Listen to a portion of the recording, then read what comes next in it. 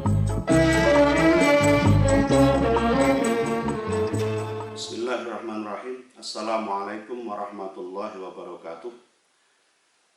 Saudara yang diberkahi Allah, kembali kita membahas beberapa aspek dari Bismillahirrahmanirrahim yang merupakan ayat pertama dari 7 ayat di dalam suratul Fatihah dan menjadi surat yang pertama dari 114 surat yang ada di dalam Al-Quran. Dan sebagaimana sudah kita katakan, pada umumnya surat Al-Fatihah dalam penulisan atau dalam marotib dalam susunan Al-Quran ini diletakkan pada urutan pertama, kecuali dalam tafsir Jalalain itu memang unik.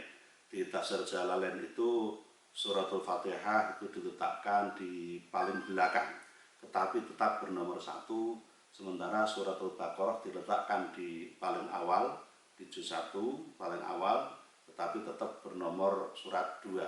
Tapi tidak masalah, dan suatu saat kita akan membahas mengapa Syekh Jalaluddin Al-Mahalli dan Syekh Jalaluddin Asyuyuti meletakkan susunan surat Al-Fatihah seperti itu, berbeda dengan penulisan mushaf-mushaf yang lain. Tapi juga sudah kita sampaikan bahwa yang ayat pertama yaitu Bismillahirrahmanirrahim itu ternyata oleh Syekh Imam Jalaluddin Asyuyuti maupun Syekh Jalaluddin Al-Mahalli ternyata tidak ditafsirkan secara detail seperti ayat-ayat yang lain. Nah, kembali kita ke kalimat Bismillahirrahmanirrahim. Sebagaimana sudah kita ketahui bersama bahwa Bismillahirrahmanirrahim ini terdiri dari 19 huruf, baik dari huruf ba, sin, mim, alif, lam, ha, alif, lam, ra, ha, mim, nun, alif, lam, ra, ha, ya, mim. 19 huruf. Kemudian dari 19 huruf itu, agar bisa berbunyi Bismillahirrahmanirrahim, setelah ayat Al-Quran diberikan tanda-tanda oleh para ulama, misalnya oleh Syekh Abdul Ali dan Syekh Al-Khalili, maka diberikan tanda-tanda baca sehingga bisa berbunyi Bismillahirrahmanirrahim. Juga ada 19 tanda baca di dalam huruf-huruf, rangkaian huruf 19 dari Bismillahirrahmanirrahim. Bisa kita hitung di situ bahwa misalnya di dalam Bismillahirrahmanirrahim terdapat 3 huruf yang bertitik. Itu terdiri dari 3 huruf. Kemudian tanda kasrah, yaitu yang menghasilkan konsonan bunyi I, itu terdapat 6 tanda.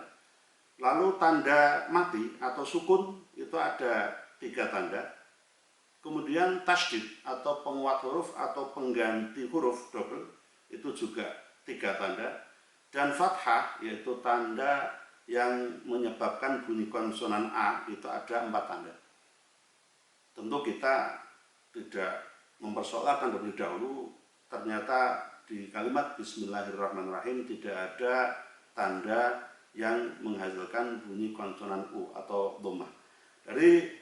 Dari tanda-tanda yang ada itu tadi, yaitu 3 ditambah 6 ditambah 3, kemudian ada 3 lagi ditambah 4, maka semuanya adalah 19 tanda.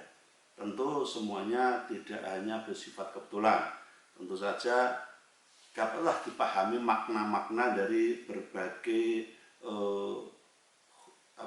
angka atau jumlah-jumlah di dalam Al-Quran.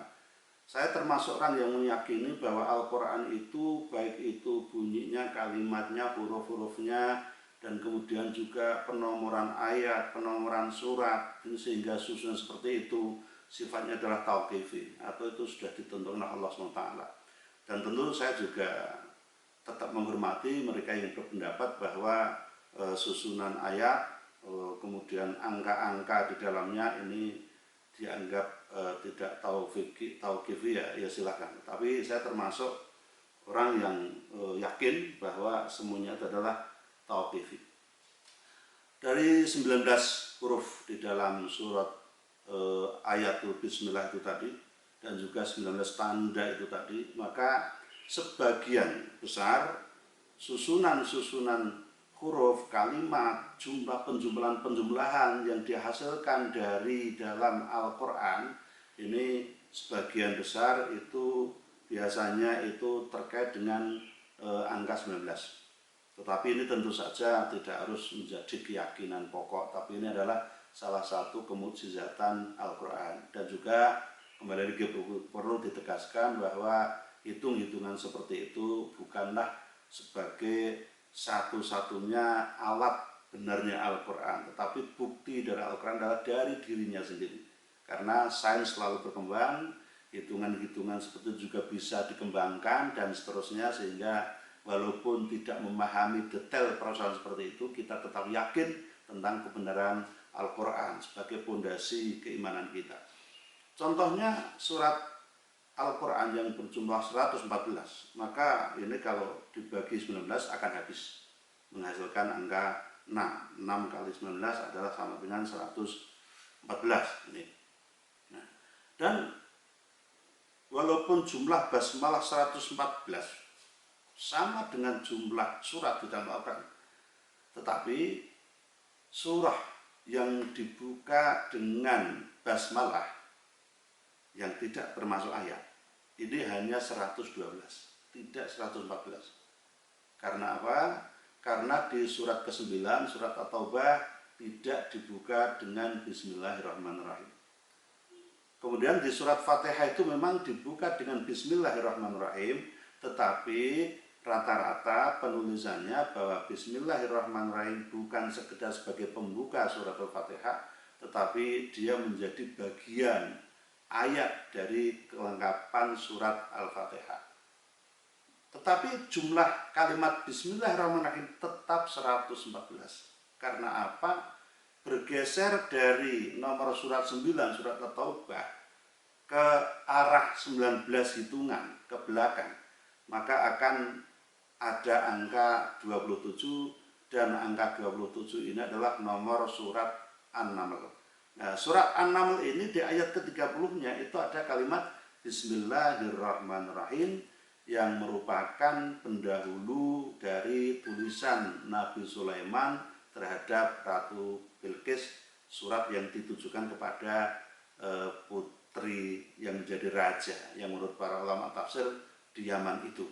Walaupun memang ada teori di Indonesia bahwa Ratu Sabak kemungkinan itu di Wonosobo atau yang lain, kemudian Nabi Sulaiman itu katanya di Jogja karena ada kalimat Sleman, tapi saya termasuk orang yang belum yakin hal itu. Nah, jadi jumlah basmalah sebagai pendahulu surat di dalam Al-Quran adalah 112. Tetapi di dalam Al-Quran seluruhnya kalimat Bismillahirrahmanirrahim tetap 114, sejumlah dari jumlah surat yang ada di dalam Al-Quran. Oke, saya kira itu dulu pembahasan kali ini. Akan kita lanjutkan lain waktu tentang Bismillah dan suratul Fatihah, dan kita tetap akan juga menjelaskan sedikit tentang tafsir dari surat itu.